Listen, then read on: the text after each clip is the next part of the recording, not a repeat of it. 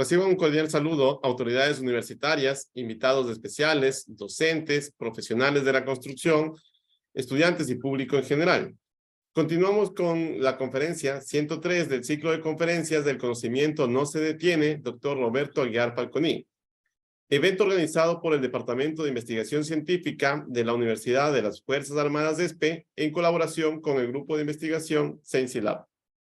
Hoy tenemos el gusto de que nos acompañe el candidato doctor Cristian Medina, a quien le damos la más cordial bienvenida. Voy a leer un breve resumen de su hoja de vida. Respecto a su formación académica, es ingeniero civil, graduado de la Universidad Técnica de Ambato, magíster en estructuras, Escuela Politécnica Nacional y candidato a doctor en ingeniería civil en la Universidad de Chile. Sobre su experiencia laboral, podemos destacar consultor estructural en Ingesismit, consultoría integral en proyectos de edificaciones, puentes, viaductos y estructuras especiales, 2012 al presente. Profesor auxiliar en la Facultad de Ciencias Físicas y Matemáticas de la Universidad de la Universidad de Chile, 2020 al presente. Docente en la Facultad de Ingeniería Civil y Mecánica de la Universidad Técnica de Ambato, 2016-2020, en los cuales ha sido docente, tutor, fundador del capítulo estudiantil ACI UTA 2019, docente y colaborador del capítulo estudiantil ASC UTA 2020. En menciones podemos destacar que es miembro votante del Comité Técnico Especializado de la Norma Ecuatoriana de la Construcción 2020. Sus líneas de investigación comprenden el desempeño de estructuras de acero y compuestas, protección sísmica de estructuras, comportamiento no lineal y dinámica estructural. Estimado Cristian Medina, otorgamos la palabra para su conferencia. Muchísimas gracias, ingeniero, y pues agradezco muchísimo al grupo de investigación de ScienceLab y a la Universidad de las Fuerzas Armadas de ESPE por la invitación. Voy a permitirme compartir pantalla.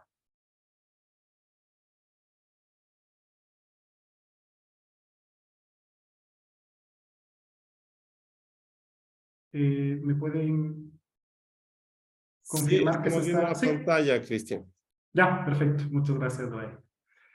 Bien, el día de hoy les voy a comentar acerca del trabajo que he estado realizando para mi tesis doctoral, investigación doctoral, acerca de dispositivos autocentrantes basados en aleaciones de memoria de forma para la protección sísmica de estructuras. Esto lo estoy realizando conjuntamente con el profesor Ricardo Herrera Mardones de la Universidad de Chile. Bien, les voy a presentar una breve agenda. En principio les voy a reconocer lo que motivó el desarrollo de esta investigación, cuáles son los objetivos, y posteriormente el desarrollo de las fases que esta investigación pues está dividida en 4 fases. Bien, el objetivo básico de desempeño de toda estructura en realidad es el de salvar vidas ante la ocurrencia de sismos severos.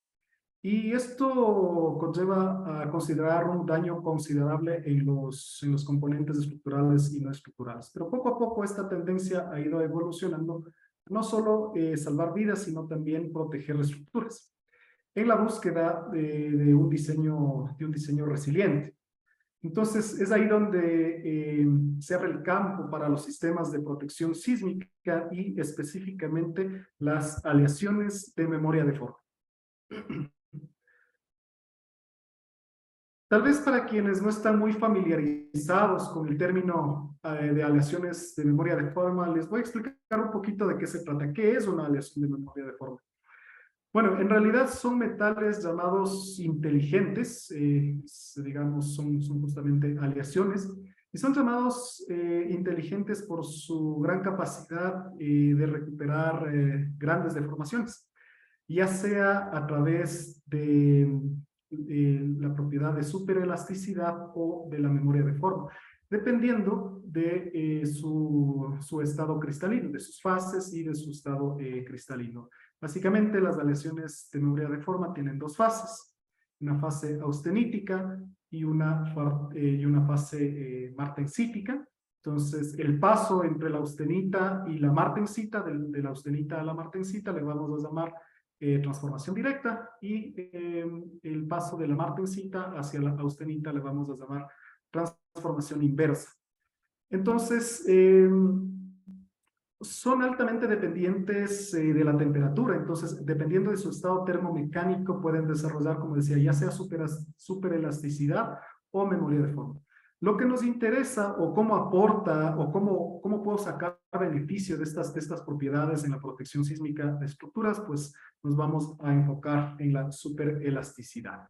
¿Qué es esto de la superelasticidad? Y para esto voy a hacer una comparación entre el tradicional acero en barras, este es el modelo de Menegoto Pinto, y un ciclo de histeresis de la aleación de memoria de forma. Entonces, en el acero en barras, ¿no es cierto? Cuando nosotros lo cargamos y lo descargamos antes de llegar al FI, tenemos un comportamiento lineal elástico, es decir, deformaciones completamente recuperables, pero con cero disipación de energía. Y si es que hablamos del acero aquí a 615 grados 60, que es el que utilizamos en la construcción, estamos hablando de que tenemos un rango elástico o una deformación recuperable del 2 por 1000. Si es que yo quiero disipar energía con este material, pues tengo que llevarlo más allá del rango elástico a una deformación mucho mayor. Y obviamente al descargar tengo esta gran deformación residual. Disipo energía, pero esto conlleva a tener una gran deformación residual, y esto significa daño. En las aleaciones de memoria de forma, las llamamos superelásticas porque en realidad digamos, describen un comportamiento no lineal elástico. Es decir, yo puedo cargarles más allá de su esfuerzo de transformación, o llamémosle FI, para hablar en los mismos términos.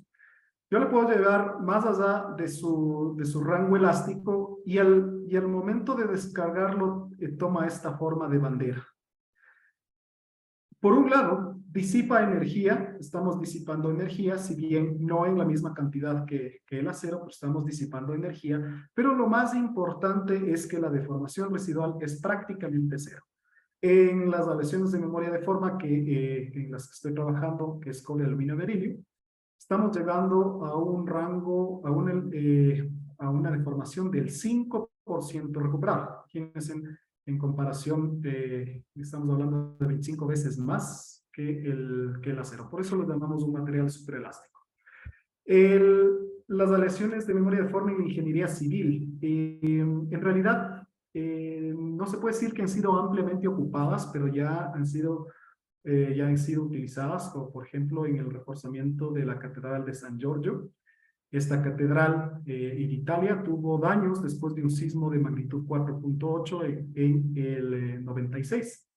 Y pues se reforzó con barras de acero y alambres de nitinol, o una aleación de níquel-titanio, aleación de memoria de forma de níquel-titanio, que además esta es la más conocida de todas, la más utilizada, el níquel-titanio. Y después en el 2000 vino otro sismo de similares características, pero la iglesia pues ya no tuvo ningún tipo de daño. Entonces, mostrando la efectividad de las aleaciones de memoria de forma. Sobre todo, como digo, de esta capacidad de autocentrado que nos da. Otra de las aplicaciones, el puente Sherman Road de Michigan. Se observaron grietas a corte, las reforzaron asimismo con nitinol, y pues los resultados en realidad fueron muy exitosos. Y en la protección sísmica de estructuras, pues se han desarrollado también amortiguadores, ya sea aprovechando el trabajo axial y de flexión o combinado con flexión del níquel titanio. Se han estudiado también pernos, ¿sí? Como podemos ver aquí, pernos en conexiones de acero, conexiones viga-columna de acero. Se han ensayado pues utilizando pernos de aleación de memoria de forma. En realidad existen muchas, pero de las más conocidas, como les comentaba, la más conocida es el níquel titanio. Este es ampliamente utilizada en la odontología. De pronto, si es que alguien de los presentes tiene brackets, es muy probable que el alambre que tiene en sus brackets sea una aleación de níquel titanio. Tiene una deformación recuperable bastante grande, del 8 al 10%, imagínense lo que es un 10% de deformación recuperable. Un amortiguamiento viscoso equivalente del 6%. Sin embargo, ¿por qué no han sido ampliamente aplicadas por su costo? Tienen un costo bastante alto. Lo que ha motivado o más bien dicho, lo que ha desprendido que principalmente el níquel titanio se utilice en la industria aeronáutica y aeroespacial. Es de difícil manufactura. La manufactura es bastante compleja y son muy sensibles a la temperatura. Además, en temperaturas bastante frías, pues pierden sus capacidades. Aquí podemos ver un ensayo a 20 grados del níquel titanio y un ensayo a 0 grados y podemos ver la diferencia que existe en sus propiedades. Y asimismo la degradación tiene alta degradación al ciclado. Por otro lado, surgen otro tipo de aleaciones como la que es el cobre aluminio berilio, con la que estoy trabajando. Tienen propiedades similares, un poco menos de deformación recuperable, un poco menos de amortiguamiento, pero es menos costosa y más fácil de hacerla. Y sobre todo tiene una sensibilidad relativamente baja a la temperatura. Estamos hablando de que sus esfuerzos de transformación, bueno, ya voy a hablar un poco más de eso. Sus esfuerzos de transformación crecen a medida de 1.5 a 2 megapascales por grado centígrado y trabajan en un rango bastante amplio, de menos 80 grados centígrados a 100 grados centígrados, y la degradación que se ha observado es mucho menor. ¿Cómo se compara? Entonces, ¿cuál es el objetivo de esta investigación? Desarrollar un dispositivo que aproveche estas propiedades de las aleaciones de memoria de forma y que cubra ciertas ventajas, o más bien dicho, cubra ciertas, no hablemos de deficiencias, sino más bien presente ciertas ventajas ante otros sistemas de protección sísmica, como por ejemplo el autocentrado, el que es, digamos, la principal ventaja frente a otros de su tipo, como por ejemplo los VRBs, que los VRBs, si bien disipan mucha energía, pues al final del ciclo la estructura queda bastante deformada. Recordemos que de acuerdo al FEMA P695, si tenemos una deformación residual más allá del 0,5%, ya es muy probable que la estructura no sea recuperable. Entonces, esto del autocentrado es el fuerte de estos dispositivos. Es muy eficiente en régimen, sería muy eficiente en régimen cortical, ya que tiene baja influencia a la frecuencia de carga. Estamos hablando de que en un régimen cortical esperamos sismos de alta frecuencia, por lo general, y donde, por ejemplo, si vamos a los disipadores o a los amortiguadores de masa sintonizada, estos son muy dependientes de la frecuencia y generalmente funcionan en regímenes sucesivos. Bien, entonces, con esto, bueno, ¿cómo llegamos a esto? ¿Cómo llegamos a desarrollar y a ver el comportamiento de estructuras de marcos con estos disipadores o dispositivos autocentrantes? Entonces, la fase 1 comprende el material, es decir, se dispone de alambre de aleación de memoria de forma, de cobre aluminio berilio, y es un alambre de 1.4 milímetros, es un alambre delgadito, y pues en esto se ha hecho un trabajo numérico y experimental. La fase 2 tiene que ver con el elemento, es decir, vamos a partir de este alambre, vamos a utilizar cables, vamos a formar cables y vamos a ver cuál es el comportamiento de estos cables. Pero para esto necesitamos caracterizar la transición entre lo que sería un alambre, el comportamiento entre lo que es el alambre y luego a lo que es el cable. Entonces, para eso se ha realizado un análisis paramétrico y estocástico de cables. Posteriormente, después del elemento, nos vamos ya al sistema como tal y al diseño y la construcción de un prototipo. Bueno, ya más adelante les explico qué significan estas siglas, y esto también se lo ha hecho numérica y experimentalmente. Y posteriormente la fase 4, que es justamente la que aún está en desarrollo. Pues, al momento están completas las 3 fases, la fase 4. Tiene que ver con el desempeño de marcos de acero utilizando el dispositivo propuesto. Bien, entonces, para la primera fase, como les había comentado, tenemos el alambre de 1.4 milímetros de cobre, aluminio, berilio, y les decía que es altamente sensible a la temperatura. Entonces, lo que se hizo, primero, porque este alambre en condiciones normales no tenía superelasticidad, lo que se hizo es someterle a 4 tratamientos térmicos. El tratamiento térmico, vamos a llamarlos A, B, C y D, y consiste en calentar el material, calentar estas probetas de alambre, eran probetas de 9 centímetros, a 700 grados, a 750 grados centígrados, una temperatura bastante alta, y luego darles un templado en agua fría por 20 segundos. Entonces, los tratamientos comprendían de un tiempo de 20 minutos, 25, 30 y 35 minutos, y se hizo un análisis de las propiedades. ¿Cuál era el fin? Determinar las propiedades óptimas o las propiedades o el tratamiento térmico que sería catalogado como óptimo para los fines de protección sísmica. Se realizaron 76 ensayos de tracción que incluyen cíclicos a la fractura en un rango de deformaciones entre el 2 y 7%, ensayos monotónicos, y se hicieron ensayos, los ensayos se hicieron con la ayuda de una cámara térmica a 0 grados, a 23 grados y a 40 grados centígrados para ver cómo respondían o cómo era la respuesta a diferentes temperaturas. ¿Por qué el rango entre 0 y 40 grados? Bueno, se realizó el estudio, se tomaron los datos y pues 0 y 40 grados son las temperaturas medias, mínima y máxima que se esperan en la ciudad de Santiago de Chile.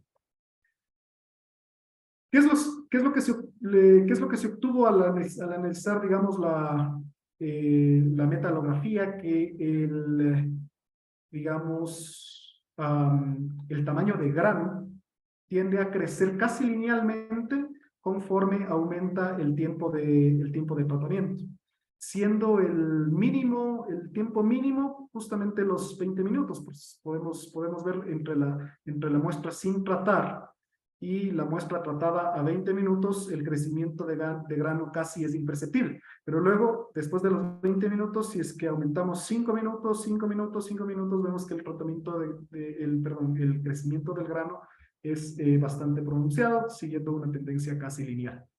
Entonces, bueno, aquí se muestra un video en donde se ve la zona de fluencia y cómo va recuperando la deformación. Como podemos ver, es un comportamiento súper elástico. Tenemos una deformación residual bastante pequeña, una deformación residual mínima. Y bueno, ahí tenemos ya la fractura del alambrito. Entonces, ¿qué es lo que se encontró? Aquí podemos ver las gráficas al 3% de deformación y hasta el límite superelástico, y se determinó que mientras más tiempo nosotros le tratábamos a la muestra, pues obviamente el esfuerzo, el FI, el esfuerzo de transformación directa, tendía a decrecer, ¿sí? Se perdía resistencia, pero se ganaba considerablemente la deformación. Teniendo en los tratamientos C y D, estos dos tratamientos, la máxima deformación, estableciendo pues un límite superelástico de 6.5 y 7% respectivamente, lo cual es, digamos, algo bastante prometedor para los fines descritos. Analizamos también el efecto del primer ciclo. ¿Qué quiere decir esto? Que siempre en el primer ciclo de carga, las propiedades tienden a ser diferentes. Entonces, en el primer ciclo de carga, tengo una deformación residual relativamente grande, y después sí obtengo esta superelasticidad. Sin embargo, a medida que yo aumento el tiempo de tratamiento, podemos ver nuevamente el C y el D, este efecto del primer ciclo tiende a desaparecer. Podemos observar asimismo que a medida de que se aumenta el tiempo de tratamiento, pues la fatiga, aquí está medida en función del módulo elástico, el módulo austenítico normalizado, podemos ver que la pendiente de degradación del módulo elástico es mucho menor en la muestra tratada más tiempo. Bueno, en este punto ya el tratamiento térmico A prácticamente se lo descartó, porque habíamos alcanzado una deformación, un límite superelástico del 2%, algo muy pequeño, entonces se lo descartó. Ahora, ¿cómo responde el material frente a la influencia de la temperatura ambiente? Decíamos que va a estar ubicado este dispositivo en la ciudad de Santiago, en donde las temperaturas pueden variar entre los 0 y los 40 grados centígrados.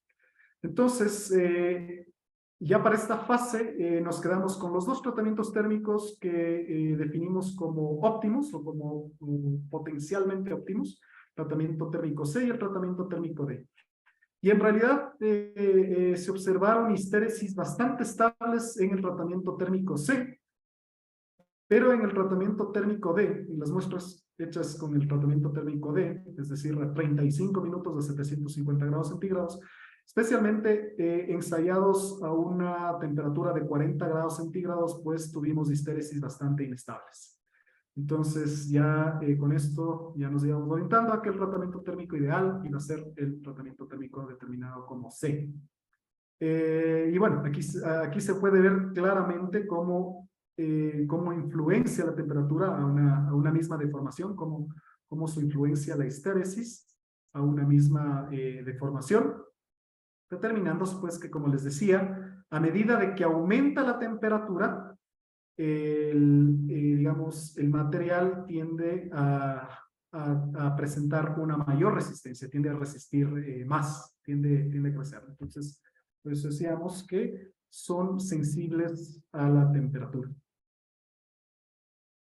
Asimismo, con toda esta información, se hizo un análisis por fatiga y se determinaron, pues se estableció un modelo de fatiga de bajos ciclos a distintas temperaturas, basándonos en la relación de Coffin-Manson para la deformación plástica. Otra de las situaciones, entonces, como les decía, todo este análisis con la finalidad de definir cuál es el que nos conviene más, qué tipo de tratamiento térmico nos conviene más.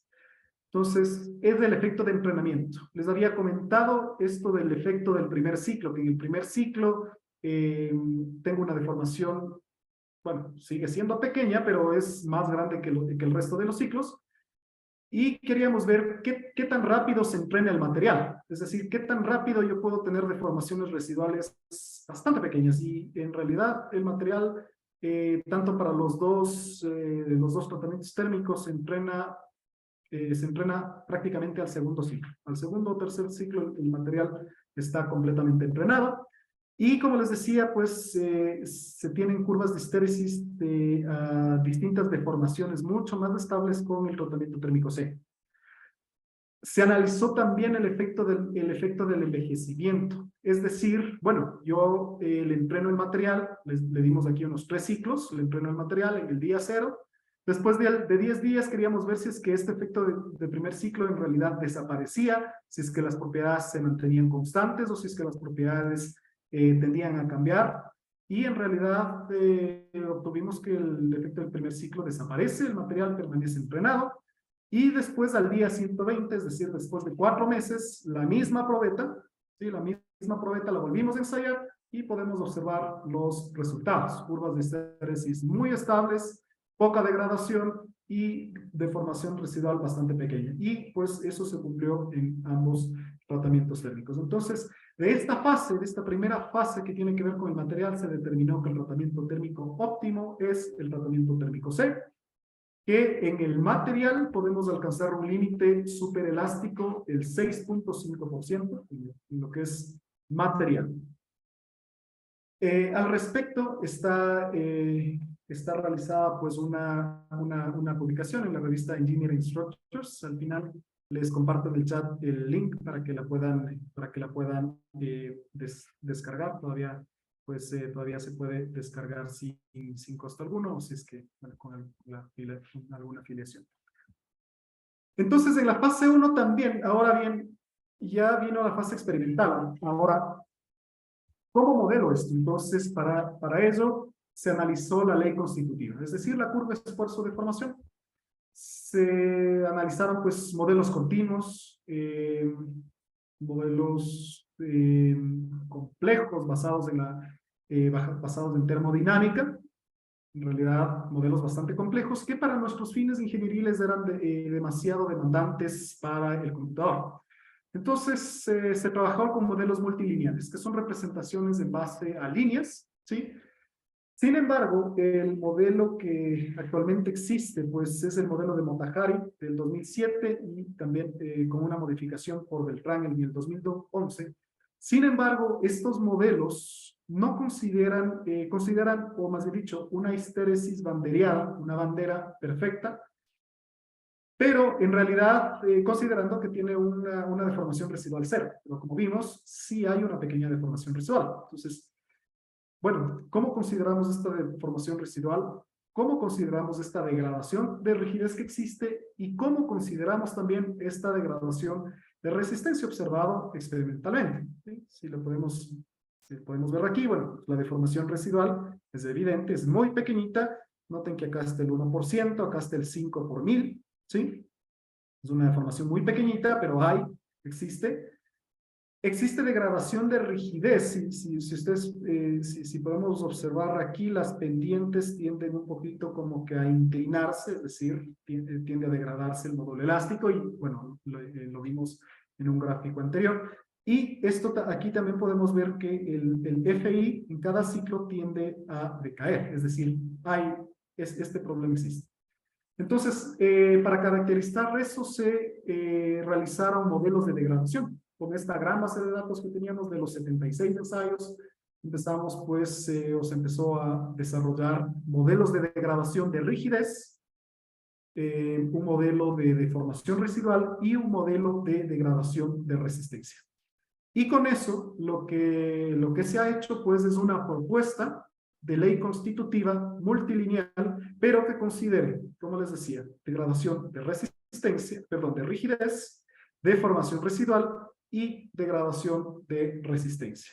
Entonces, al momento, esta propuesta de ley constitutiva, la validación. Entonces, se empezó a validar con los resultados de esta investigación. Entonces, se obtuvieron resultados bastante precisos. Bueno, se midieron errores medios absolutos, errores medios relativos y demás indicadores para validar la precisión. Y bueno, como podemos ver, los modelos, el modelo se ajusta bastante bien a lo que es la experimentación. Si es que analizamos las propiedades por separado, es decir, cómo se degrada el módulo elástico, cómo va creciendo la deformación residual acumulada, energía de deformación elástica, energía disipada, y pues lo que es también el amortiguamiento vistoso equivalente. También esta ley constitutiva, obviamente, para ser validada, no solamente fue analizada con los datos experimentales de esta investigación, sino también con la de otros autores. Y de igual manera, esta propuesta de ley constitutiva, pues parece que se ajusta bien también a los datos experimentales encontrados en la bibliografía. Y como les decía, además, este modelo, si bien se fue desarrollado para cobre, aluminio, berilio, se utilizaron datos experimentales con nitinol, con la aleación de níquel, titanio, y de igual manera se obtuvo un ajuste bastante razonable, así que pues esta ley constitutiva está trabajando bien para modelos o materiales, pues específicamente aleaciones de memoria de forma que tengan una histéresis banderiada. Al momento, pues, está se ha realizado una publicación, bueno, su puesto a consideración, está en revisión esta propuesta de ley constitutiva.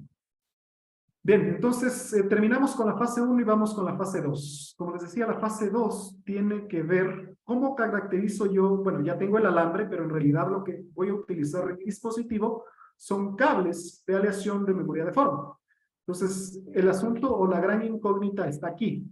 ¿Cómo me paso yo del material al modelo y que mis resultados se ajusten, digamos, de la mejor manera? ¿Cuál es el modelo el modelo más idóneo, el modelo de cable más idóneo para, pues, representar numéricamente de mejor manera la respuesta experimental?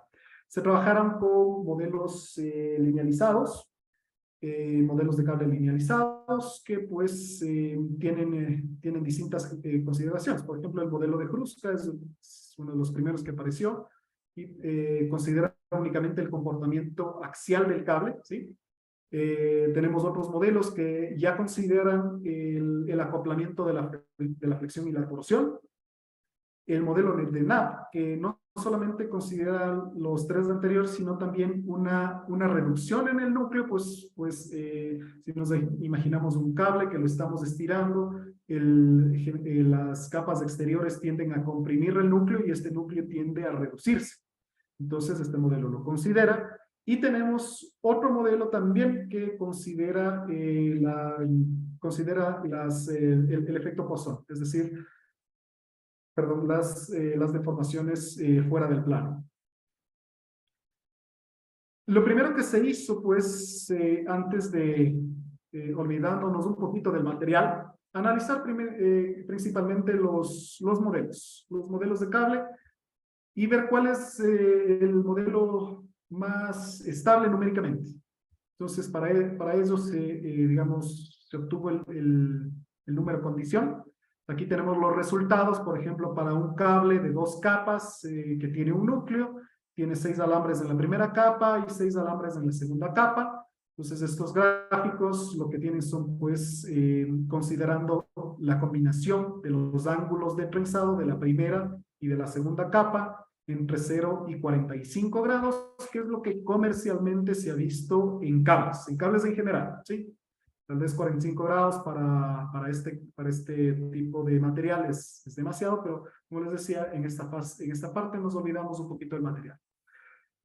Esto esto lo que hace, pues, es relacionar la rigidez axial frente a la rigidez torsional del cable, es decir, cómo representa la rigidez axial y cuál es su relación con la rigidez torsional. Se determinó en realidad que no es conveniente utilizar ángulos muy grandes, ¿sí?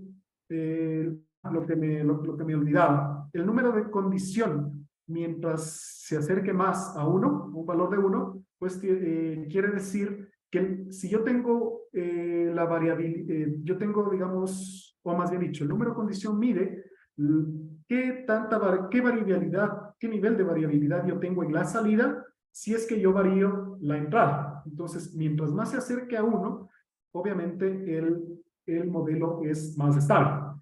Entonces, se determinó que no es conveniente utilizar ángulos muy grandes. Podemos ver que el número de condición, generalmente para ángulos grandes, tiende a dispararse con estos 3 modelos.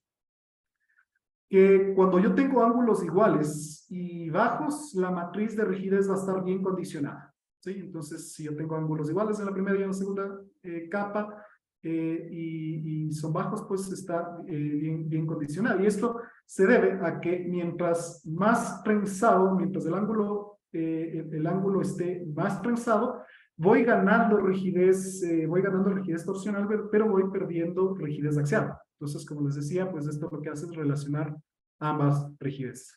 Y de todo esto, pues, se determinó que este modelo, el modelo de Kumar, de 1987, es el que mejor condiciona la matriz de rigidez para condiciones similares. Se determinó también que las condiciones óptimas en un cable, pues, se van a obtener cuando todas las capas desarrollan la máxima deformación. O sea, tenemos que tratar de hacer de que todas las capas, todos los alambritos desarrollen la máxima deformación como para tener las mejores las mejores condiciones. Asimismo, se analizó la deformación inicial por trenzado, es decir, yo tengo el alambre y obviamente para formar el cable yo tengo que trenzarlo y yo le estoy induciendo esa deformación. Entonces, esa deformación inicial hay que cuidar que no sobrepase el límite, pues el límite elástico, es decir, el esfuerzo de transformación. Se determinó también, pues, que si yo quiero mayor resistencia en el cable, ¿sí? Porque, bueno, el cable yo le puedo tener con extremos empotrados o con extremos libres. Entonces, bueno, ¿cuáles son las condiciones óptimas? Pues depende de lo que yo busque. Si es que yo quiero mayor resistencia, ¿sí? Si es que quiero tener mayor resistencia, entonces conviene que tenga los extremos empotrados. Y conviene que la deformación del cable sea similar a la deformación del material. Es decir, me explico. Cuando yo tengo un cable, mientras el ángulo de trenzado es más grande, yo puedo tener una deformación del cable mucho mayor en relación con la deformación del alambre. Pero para estas condiciones conviene que tengan, digamos, capacidades de deformación similares. ¿Eso qué significa? Ángulos de trenzado relativamente bajos. Esto, pues, es idóneo cuando yo utilizo el núcleo del cable es del mismo material, es decir, de cobre, aluminio, berilio. Ya voy a explicar por qué. Y como les decía, lo importante o lo ideal es que todas las capas del cable tengan el mismo ángulo de trenzado y que este sea menor a 15 grados. Ahora bien, si es que mis condiciones cambian y yo lo que quiero es que mi cable sea mucho más deformable, entonces lo que tengo que hacer es trabajar con extremos libres a la rotación. Es decir, que al momento que yo estire el cable, los extremos tengan la posibilidad de rotar. Y les decía, pues, únicamente cuando requiero mayor deformación, porque la resistencia con el ángulo de trenzado para una condición de extremos libres, la resistencia decae rápidamente. Pero esto siempre y cuando el núcleo, vamos nuevamente al cablecito que tenía al cable de una sola capa, en el que tenía un núcleo y tenía 6 alambres alrededor, siempre y cuando el núcleo sea mucho más deformable, es decir, sea de otro material.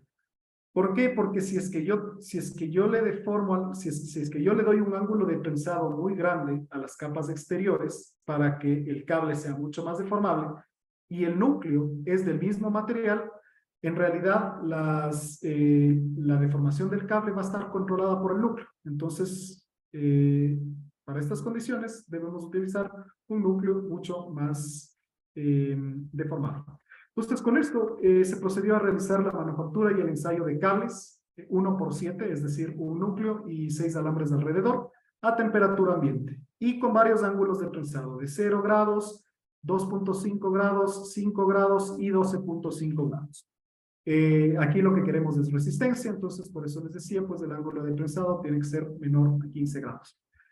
Utilizando el tratamiento térmico ideal determinado en la fase 1.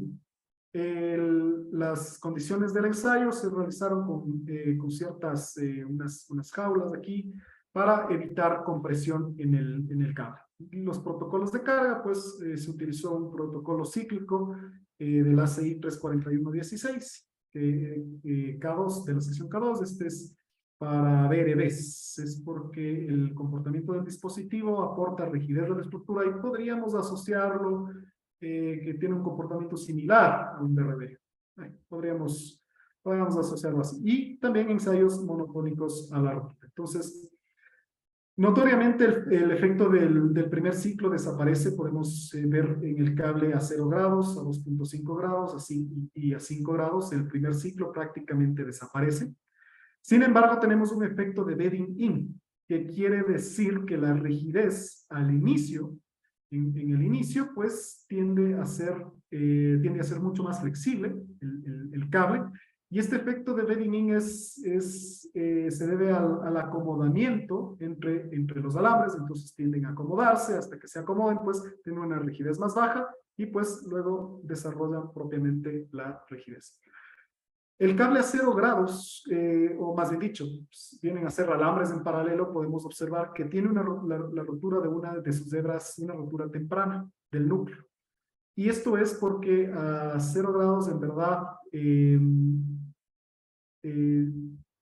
constructivamente, estos alambritos quedan un poco, unos quedan un poco más deformados, otros un poco menos deformados, y la distribución de tensiones dentro del cable no fue la óptima.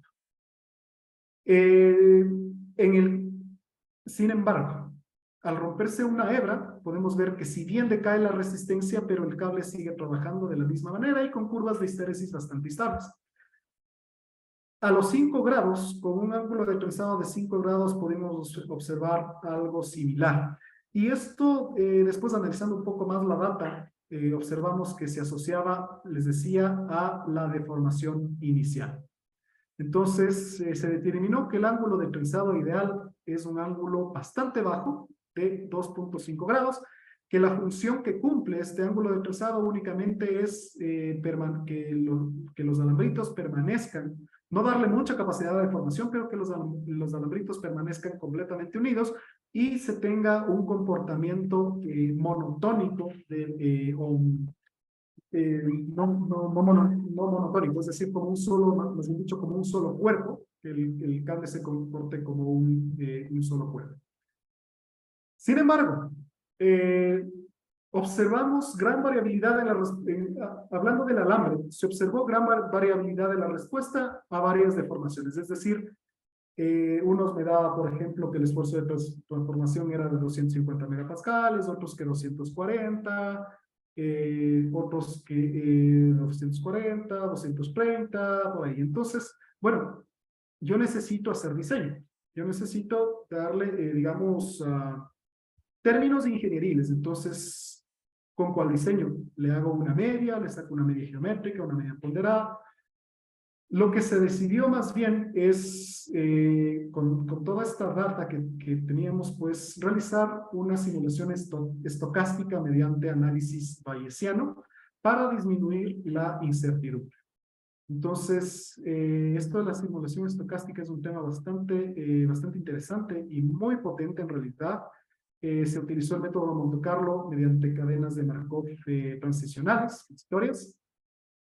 Y lo que se determinó, pues, o más bien dicho, lo que se consideró es la incertidumbre en el ensayo. Es decir, yo tengo varios alambritos que les traté térmicamente al mismo tiempo, en la misma camada, en el mismo lote, y pues ahora los voy a ensayar. Entonces, sin embargo, yo tengo incertidumbre en la respuesta del alambrito 1, del alambrito 2 y del alambrito 3, pese a que son del mismo lote. Entonces, la actualización bayesiana se hizo ensayo a ensayo, ensayo por ensayo. Y se consideró también, bueno, ahora, ¿qué pasa si es que la actualización bayesiana tomo todos estos experimentos, los uno, y hago una actualización simultánea? La otra fuente de incertidumbre que yo tengo es en el tratamiento térmico. Hablamos del tratamiento térmico C, 30 minutos, 750 grados centígrados. Ok, pero ¿qué tal si yo tengo un lote de alambritos por acá y yo tengo otro lote de alambres por acá? Y obviamente en el horno no pueden entrar todos al mismo tiempo. Entonces los meto primero unos, espero los 30 minutos, los saco templado en agua fría y luego los mismos alambritos los vuelvo más bien dicho, otro lote de alambres, vuelvo a hacer el tratamiento térmico.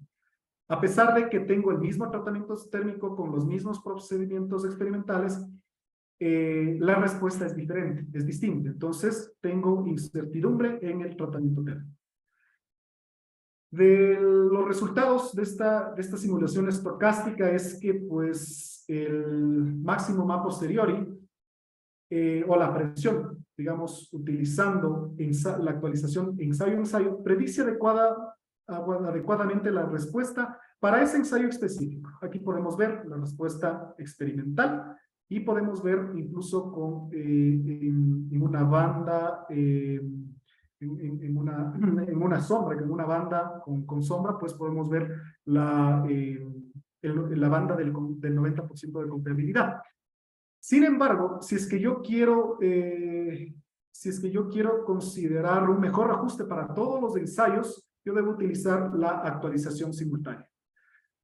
Bueno, asimismo se observaron que ciertas variables están fuertemente correlacionadas, específicamente este esfuerzo de transformación, el esfuerzo del final de la transformación austenítica con el módulo elástico de la austenita, es decir, en este punto, están fuertemente correlacionados, y esto es porque en cada simulación pues siempre tienen que converger en un solo punto. Entonces se determinó en realidad que hay mayor incertidumbre en el tratamiento térmico que en el ensayo propiamente. Bien, ya tengo la fuente de incertidumbre. Ahora, ¿cómo lo propago esto para los cables? Entonces, para la propagación de la incertidumbre se consideraron 3 escenarios. ¿Qué pasa si es que todos los alambres tienen las mismas propiedades? Es decir, las propiedades actualizadas del ensayo 1, luego las propiedades actualizadas del ensayo 2. ¿Qué pasa ahora si es que considero que todos los alambres tienen las mismas propiedades, pero obtenidas de la actualización simultánea? Y luego, ¿qué pasa si es que cada uno de los alambres tiene propiedades diferentes? Que este caso también se puede dar. Entonces, ¿con cuál de estos escenarios yo, al propagar la incertidumbre, estoy teniendo los resultados, digamos, más ajustados, o con cuál de estas simulaciones yo estoy cubriendo, digamos, esta incertidumbre? Entonces, lo que se determinó en realidad es que con un ensayo a deformaciones bajas, lo que describo es un límite superior. Con un ensayo a deformaciones grandes, mayores al 3%, 4%, 5%, se describe un límite inferior. Y que utilizando la propagación simultánea y considerando propiedades variables, con sus bandas del 90% en realidad no logro capturar toda la variabilidad. Entonces aquí podemos ver en rosado y en color verde la actualización simultánea y la propagación simultánea y la propagación variable. Y en realidad las bandas no capturan toda la banda de confiabilidad no capturan toda la variabilidad de todos los ensayos, pero más bien representan una respuesta media. Entonces, en realidad el diseño queda digamos, descrito les decía, por un límite superior, un límite inferior y la respuesta media con la propagación de las propiedades variables. Y al momento que le montamos el ensayo experimental, podemos ver que en realidad esta herramienta súper potente, que es la actualización bayesiana, pues nos coincidió bastante bien, ¿sí? Tenemos un ajuste razonablemente bueno con lo que es la experimentación. Finalmente, entonces, obtuvimos los parámetros y estos van a ser los parámetros ya, después de todo este análisis, que voy a utilizar para el diseño. La fase 3, entonces, tiene que ver con el desarrollo ya del dispositivo. Ya tengo caracterizado el material, tengo caracterizada la transición material-elemento, entonces la fase 3 tiene que ver con el dispositivo. Y al dispositivo se lo denominó Super Elastic Copper Brace. Y ahí están las siglas. En realidad el diseño es un diseño innovador y bastante simple porque se trata de dos tubos, un tubo interno, un tubo externo, unas cruces, ¿sí? Una cruz en el un extremo y otra cruz en el otro extremo. Y los cables están conectados de tal manera de que no importa si es que yo le aplico compresión o tracción al dispositivo, los cables siempre van a estar en tracción. Todos sabemos que un cable no trabaja a compresión, jamás. El cable siempre trabaja únicamente a tracción. Entonces, como les decía, el diseño está realizado para que no importa si es que las fuerzas externas en el dispositivo, si yo aplico compresión, el cable se tracciona. Y si es que yo aplico en el dispositivo tracción, el cable sigue traccionándose. Y esto está, digamos, se piensa que se va a describir una histéresis de doble bandera, ¿sí? Para cargas de tracción y compresión, y que se utilice como a manera de arrastramientos en estructuras de marcos, sean de acero, de hormigón o de madera, ¿sí? Tienen que ser estructuras de marcos, porque estamos aportando rigidez, así que bueno, poner un rigidezador en un sistema rígido como que no tiene mucho sentido. Entonces este es más pensado para estructuras flexibles, como son las estructuras de marcos. Y en esta investigación en específico, pues obviamente por el alcance que se tiene, el alcance es bastante grande, nos centramos en lo que son estructuras de acero. Bueno, se procedió a hacer el diseño y el modelo numérico del dispositivo, utilizando los resultados de la fase 2, obtenidos de la actualización bayesiana. Se elaboró también un modelo en elementos finitos, y en realidad este es un modelo elástico, porque lo que nos interesa es que pase el cable. Entonces, en realidad, todos los componentes del dispositivo tienen que estar diseñados de tal manera de que a la rotura del cable se comporten de manera elástica. Entonces, propiamente el dispositivo que se va a construir, o bueno, más bien dicho, que se construyó, que se diseñó, es de 2 cables 1x7 con un ángulo de 2.5 grados centígrados. Eso es lo que se diseñó. Bueno, se hizo un diseño manual, se lo corroboró con el modelo de elementos finitos, y pues, como les decía, se espera la respuesta de doble bandera, tracción-compresión, y todos los elementos van a ser diseñados a la máxima capacidad de los cables. Se procedió entonces con la manufactura y el ensayo, y un ensayo a deformación creciente, y esto es lo que se determinó. En realidad se encontró una histéresis de doble bandera, lo que se esperaba, muy estable, y con una deformación máxima del 4% sin rotura, sin la rotura de ninguna de las hebras, y al 5% de deformación se espera la primera rotura de las hebras. Sin embargo, si bien pierde resistencia, ¿sí? Cuando se rompe una de las hebras del cable, si bien pierde resistencia y rigidez, pues es obvio, es de esperarse. La respuesta de doble bandera no se pierde, y tampoco se pierde la capacidad de autocentrado, que les decía, pues que este es el potencial, este es el fuerte de este dispositivo.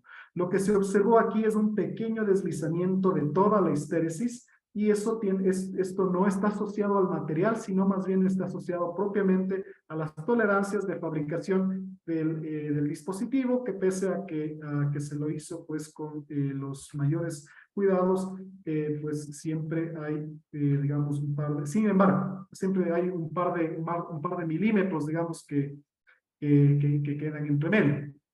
Sin embargo, este pequeño corrimiento es del orden de 0.5 milímetros, es decir, este corrimiento de la histéresis no llega ni a 1. Y se obtuvo un 3% de amortiguamiento máximo. Entonces, bueno, como les decía, la deformación al inicio de la carga es del 0.2%, es decir, para las medidas con las que se realizó, son 0.5 milímetros. Bien, entonces, ahora bien, entonces, ¿cómo tengo esta respuesta experimental? Ahora, ¿cómo lo hago numéricamente? Entonces, lo que se hizo es una modificación a la ley constitutiva de doble bandera existente en la literatura. Esta ley de doble bandera, pues considera que las pendientes de carga y descarga son las mismas, y que pues la capacidad de disipación de energía al inicio de la transformación directa y al inicio de la transformación inversa son iguales, y pues observamos que para nuestro material eso no ocurre. Así que se modificó la ley constitutiva para incluir fenómenos propios de la aleación de memoria de forma, que es lo que les comentaba, y del dispositivo, que es este pequeño corrimiento al inicio de la histéresis, utilizando un criterio de igualdad de energía. obteniéndose un error medio relativo de 4.5%, es decir, tenemos un ajuste bastante bueno. Y pues por acá tenemos el ajuste en lo que es en términos de amortiguamiento, rigidez equivalente, energía de deformación elástica y energía disipada. Ahora bien, ¿dónde incluyo el efecto de la temperatura que vimos en el material? En la fase 2 y en la fase 3 todos se hicieron a temperatura ambiente de 23 grados centígrados, pero vimos que en el material, al ensayarlo a distintas temperaturas, se modifica la histéresis. Entonces, consideramos el diseño de estructuras con disipación de energía propuesto por AC722, en donde establecen unos factores de modificación de propiedades, lambda max y lambda min, y que están asociados a tres fenómenos especialmente. Envejecimiento y efectos ambientales, que para nuestro caso tiene que ver con la influencia de la temperatura. Variación en el ensayo, que de igual manera vimos, se analizó en la fase 2, la incertidumbre que se tiene en el ensayo. Entonces, esta incertidumbre se transformó en un lambda test. Y la tolerancia de la especificación, es decir, en dispositivos ya ampliamente desarrollados como los VRDs, se tienen las especificaciones con ciertas tolerancias. Entonces, en este caso, como no se tiene ninguna normativa de dispositivos autocentrantes, pues se tomó la recomendación de AC7, que tiene que ver con el 10, más o menos el 10%. Entonces, se determinaron los factores y propiamente para el diseño de estructuras, digamos, con este dispositivo tenemos ya la respuesta máxima, la respuesta mínima y la respuesta nominal o respuesta media. Ok. Lo siguiente, entonces, bueno, como les decía, lo siguiente que se debe realizar o que se va a realizar en este estudio es el análisis de estructuras equipadas con este dispositivo. Y esto se lo va a realizar en el software de uso libre OpenSys. Sin embargo, OpenSys pues no tiene actualmente una histéresis que represente fielmente el comportamiento del Super Elastic Copper Brace. Lo que tiene es el Self-Centering Material, ¿sí? Que es para un dispositivo desarrollado por Christopoulos. Sin embargo, tiene ciertas características como que, nuevamente, es la histéresis banderiada tradicional. Nuevamente, las pendientes de descarga son las mismas, las pendientes de carga y descarga son las mismas, la disipación de energía al inicio y al final son las mismas, es decir, es una bandera perfecta. Y esto, pues, no es así con nuestro dispositivo. Entonces, lo que se ha optado, y bueno, también por cuestiones de tiempo, porque otra de las opciones sería programar la ley constitutiva digamos, utilizando el lenguaje que fuente de OpenSys. Sin embargo, por cuestiones de tiempo, principalmente, se opta por hacer esta combinación de materiales. Entonces, el Self-Centering Material con el Hysteretic Material, ¿sí? Es muy conocido, y con combinados en paralelo y combinados con el Elastic Multilinear Material, ¿sí? Hacemos una combinación de rigideces y pues estos son los resultados obtenidos. Entonces tenemos el experimento, tenemos el modelo desarrollado con la ley constitutiva propia en MATLAB, y tenemos el modelo simulado en OpenSys, obteniéndose pues resultados bastante prometedores. La investigación en realidad está hasta aquí, ¿sí? 100% digamos finalizada hasta aquí. Para la fase 4 lo que se ha hecho, esto es una fase preliminar, ¿sí? Este es un análisis preliminar que se hizo antes incluso de presentar la propuesta de investigación. Y lo que se va a hacer, pues les decía, es un análisis comparativo de marcos de acero arrastrados con el dispositivo propuesto y un marco de acero arrastrado tradicional. Se va a evaluar, bueno, se van a confeccionar 3 arquetipos para demanda sísmica en suelo rígido y suelo blando. Se va a evaluar el desempeño mediante análisis estático no lineal y mediante análisis no lineal de historia de respuesta, y pues hacer este análisis comparativo en términos de aceleraciones, velocidades, desplazamientos, derivas de piso, daño y energía. Se pretende también obtener a partir de estos datos fragilidad al colapso y una propuesta de metodología de diseño. Este es digamos, en lo que se va a centrar esta fase 4. Como les decía, en un análisis preliminar se quiso saber pues qué es lo que pasaría, ¿sí? Se tomó un marco tradicional, se lo diseñó con la norma, con la NSH 433, con la norma chilena, para que cumpla con las condiciones, digamos, normativas. Se analizaron siete sismos chilenos, ¿sí? Se hizo un escalamiento de la amplitud al espectro objetivo. Y pues se hizo la modelación en OpenSys utilizando en realidad rótulas simplificadas, plastificación concentrada, con pues las recomendaciones de Ibarra y Frauenfeld.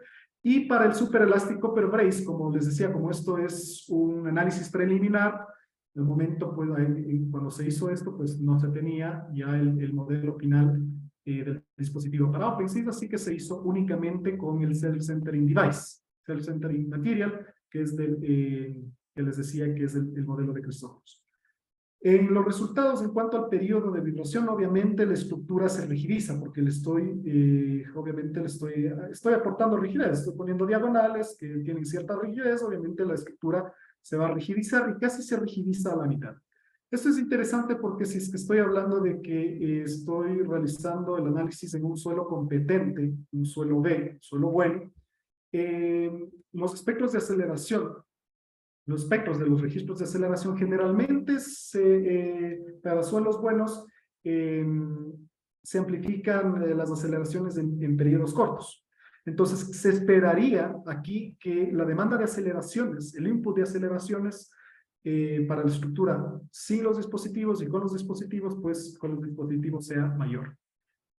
Lo que se encontró en este ejemplo simple, en esta pura estructura, es en realidad la capacidad de autocentrado, y pues en realidad esto sí no tiene ni comparación.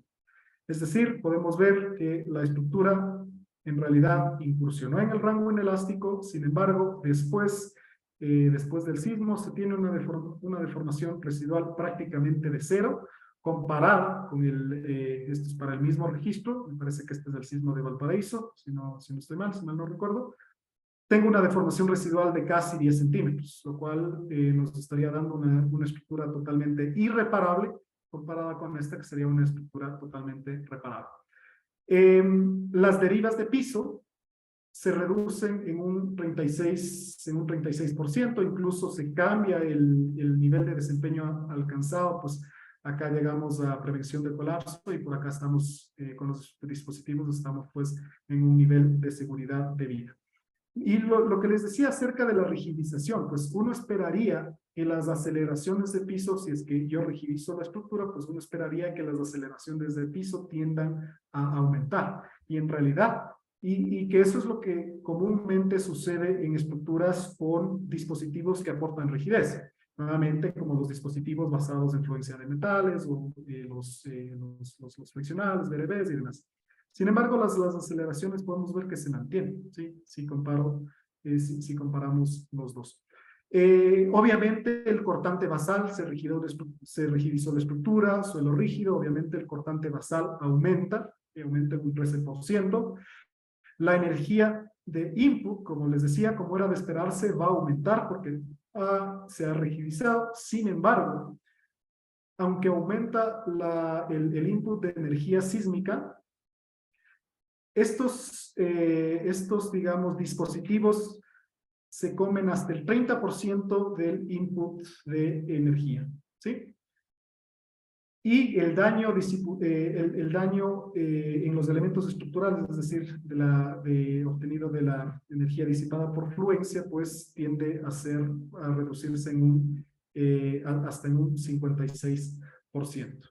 Bueno, aquí podemos observar el daño en el un marco, en el otro marco, ¿sí? Con el marco simple. Este es el marco con los dispositivos y prácticamente las columnas tienden a mantenerse siempre elásticas, es decir, el daño se controla bastante bien. Y pues el dispositivo también se cuidó que obviamente no supere las deformaciones, la deformación de rotura. Entonces se cuidó bastante bien el análisis preliminar. Entonces, bueno, espero que haya sido de interés la presentación, porque la largué un poquito, me disculpo, pues, y abro el espacio para las preguntas. Bueno, en primer lugar, felicitaciones al ingeniero Cristian Medina por la presentación. Brillante trabajo, brillante presentación. Y a continuación tendremos las preguntas por parte de los asistentes.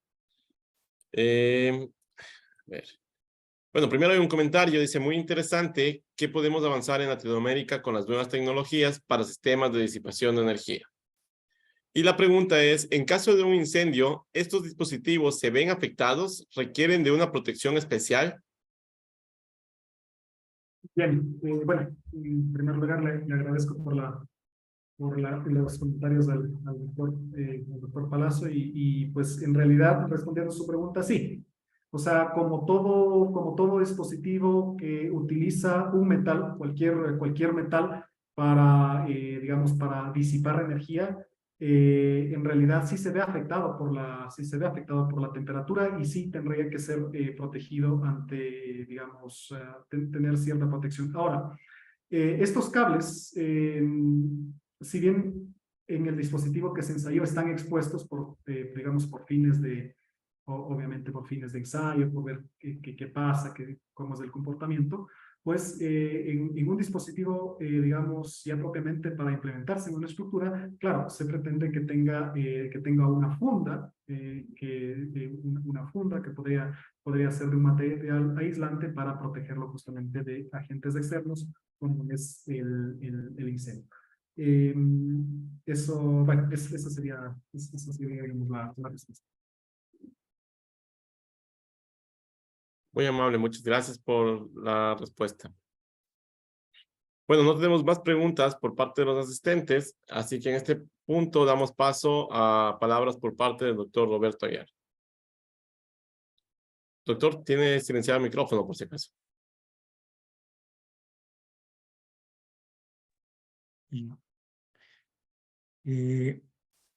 Futuro doctor Medina, felicitaciones, una magnífica conferencia.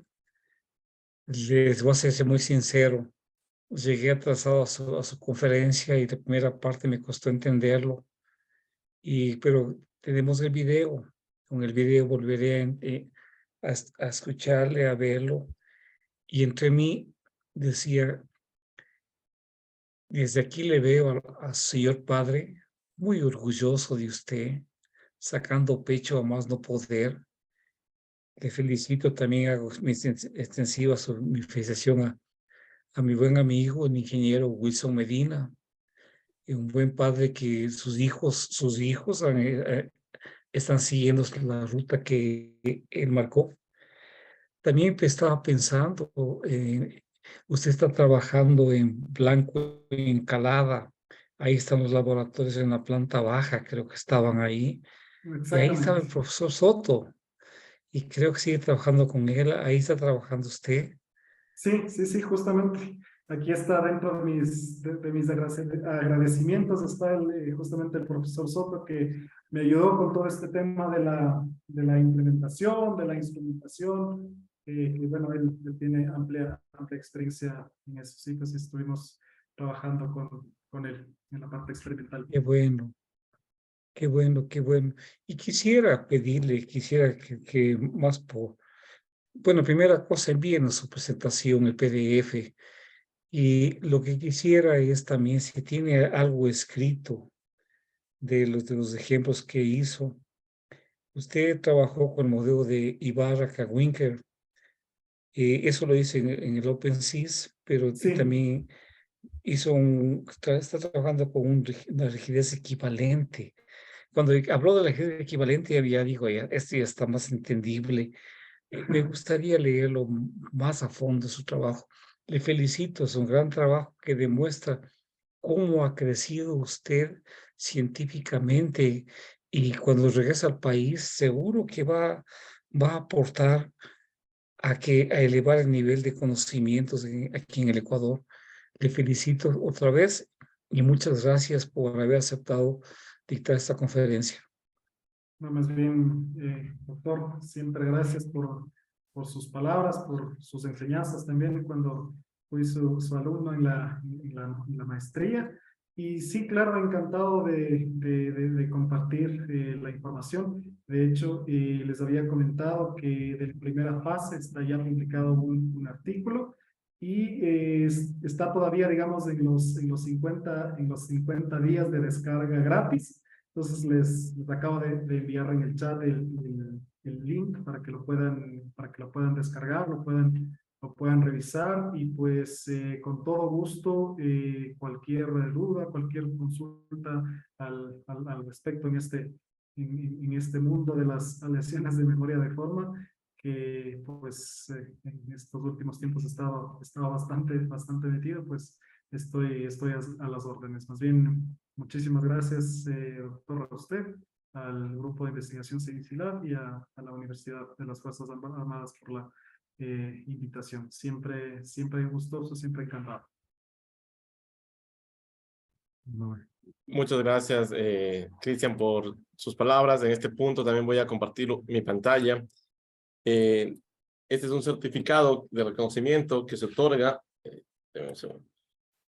a candidato doctor Cristian Medina Robalino en agradecimiento a la difusión del conocimiento y su valiosa participación como expositor en el ciclo de conferencias El conocimiento no se detiene, con el tema dispositivos autocentrantes basados en aleaciones de memoria de forma para la protección sísmica de estructuras. Firma doctor Roberto Aguiar, organizador. Muchísimas gracias nuevamente por el conocimiento y como digo, pues encantado de compartir la información y felicitándoles bueno, ya creo que llevan más de un año con este ciclo de conferencias y creo que siempre es necesario compartir el conocimiento, ver qué están haciendo los colegas y nuevamente felicidades por la organización del evento. Muchas gracias. Le deseamos éxitos en su carrera profesional, en su vida personal, en su futuro graduación como doctor y seguramente escucharemos más sobre este tema en el futuro. Gracias también a todos los asistentes por su presencia. Les invitamos todos los lunes a las 19 horas a este ciclo de conferencias. Tengan una buena noche. Hasta un próximo lunes. Pasen muy bien. Hasta luego.